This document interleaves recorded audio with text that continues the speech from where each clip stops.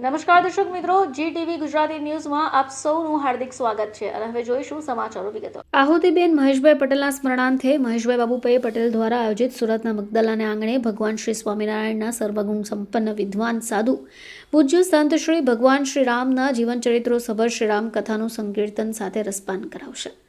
સુરતમાં કથાનું આયોજન તારીખ 23/12/2024 સોમવારથી 29/12/2024 રવિવાર સુધી રાખવામાં આવ્યું છે. આજ રોજ કથાનો શુભારંભ થતાં પોથીયાત્રા યોજાઈ. સતત 2 દાયકા કરતાં વધારે સમયથી દેશ વિદેશમાં લોકોને મહાભારત, ભાગવત, રામાયણ, સ્વામિનારાયણ ચરિત્ર, શિવપુરાણ જેવી કથાઓ કરીને લાખો લોકોના જીવનમાં પરિવર્તન લાવ્યા છે. ત્યારે સુરતના મગદલા ખાતે કથા યોજાતા મોટી સંખ્યામાં લોકો ઉમટી પડશે. મારું નામ મહેશભાઈ બાબુભાઈ પટેલ, પાંચિયા પરિવાર, રૂંડ મગદલા. મહેશભાઈ, કઈ કથાનું આયોજન કરવામાં આવ્યું છે? કઈ તારીખથી કઈ તારીખની છે ને શું સમય છે, શું કહેશે? કથા 23 તારીખથી આજથી શરૂ થઈ રહી છે અને 29 તારીખે એમનો વિરામ હશે.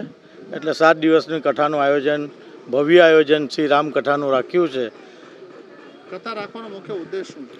કથા રાખવાનો ઉદ્દેશ મેઇન એ છે કે ધર્મનો પ્રચાર થાય, હિન્દુત્વ જાગૃત થાય, હિન્દુત્વ ટકી રહે અને આ ભારત ભૂમિમાં હરેક ઘરે ઘરે જેમ પાદર ઘરે જે હરેક ગામડાઓમાં હનુમાનજીના મંદિરો બન્યા છે તેમ દેશભરમાં હરેક જગ્યાએ હરેક ગામમાં રામ મંદિર બને. અને મારો ઉપદેશ એટલો જ છે કે આ ધર્મને કર્મની જે ગતિ છે અને સત્સંગ છે એ બધાને સત્સંગ આપવો છે.